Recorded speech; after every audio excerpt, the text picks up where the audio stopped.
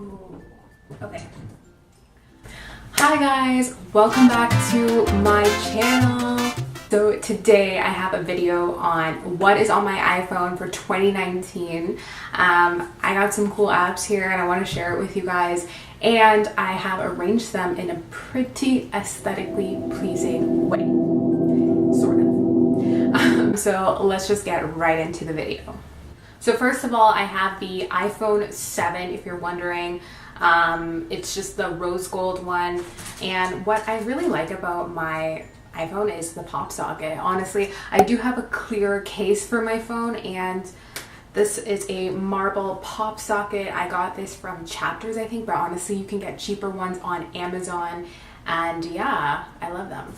I have already seemed to crack my lens here, but the camera still works. I mean, the camera still works, so yeah, but no, I did crack the lens. I don't know how it happened, but it did. So, moving on to my home screen. Honestly, I have a really plain, nothing cool about it. Home screen, it's just a white background with these like blue waves here.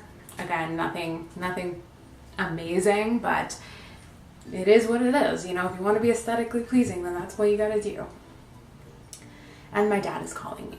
When you unlock my phone, you will see that my phone is arranged into kind of like little folders that I keep certain apps in. And I find that it's just more organized this way. I keep certain apps that I feel like I use more often outside of folders, just so it's easy for me to find it. And yes, I am that person that has a bunch of emails. I have 8,300 emails. I am that person. I don't organize my emails. I don't delete my emails. I'm just like that.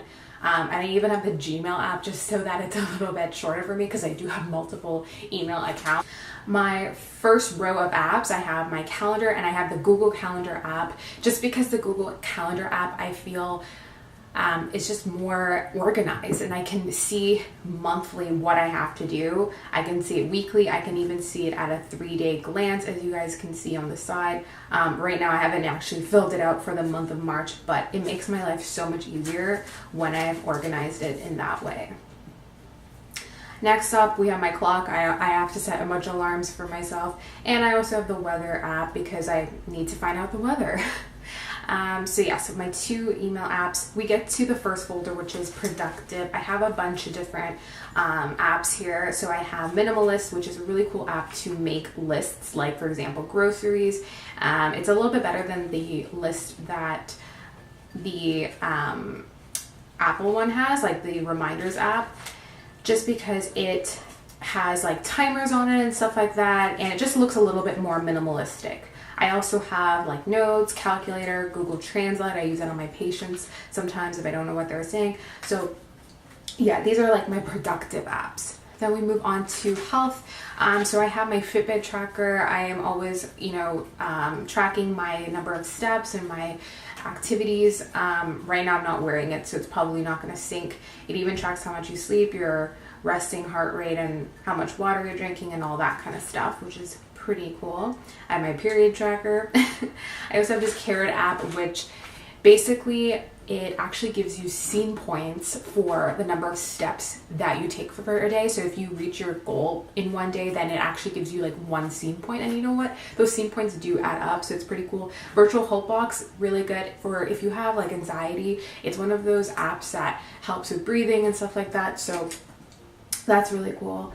Moving on to social media, I have a bunch of social apps. So I have Facebook, Messenger, Instagram, Snapchat, Boomerang, Pinterest, and YouTube, of course.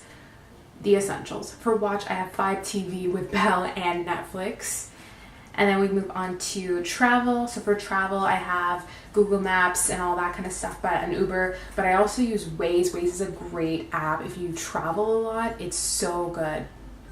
It allows people to update it. Like, you can update it yourself. If you see like that there's an accident or something, you can actually add it to the app. For music, I have Shazam and Spotify. I love Spotify. It's my favorite app for music. Messaging, I only have one app in here, which is WhatsApp. For photos, a bunch of the videos, these are the bunch of apps that I use to edit my photos. So I have Facetune, Instasize if you need to basically resize your photos if they're not square that Instagram likes. I use VSCO to edit most of my photos, and I also have the HP Sprocket app as well. In terms of games, of course, I have Pokemon Go. Yes, I still play Pokemon Go. I love Pokemon Go. Who doesn't? I also have this puzzle app. I have Duolingo. It's kind of like a languages app to learn languages, Time Play, of course, and Harry Potter. And then for finance, of course, I have my bank. Splitwise is a really cool app if you are traveling with a bunch of people and you need to split costs, or just split costs in general amongst a group of people. It's so easy to put it in Splitwise. It splits it among the people without you having to do all the math. Points, Scene Kirk, Sephora, all that stuff, of course. And of course, for shopping and eating, I have Uniqlo, McDonald's, Uber Eats. These are the essentials, you guys. You need to have these apps.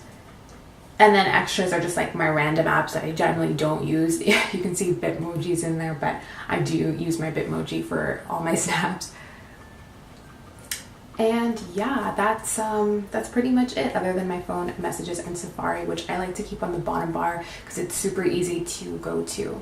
Thank you guys so much for watching. Please let me know what apps you like, and let me know in the comments below what apps are your favorite this year. Thanks so much for watching, guys. Bye.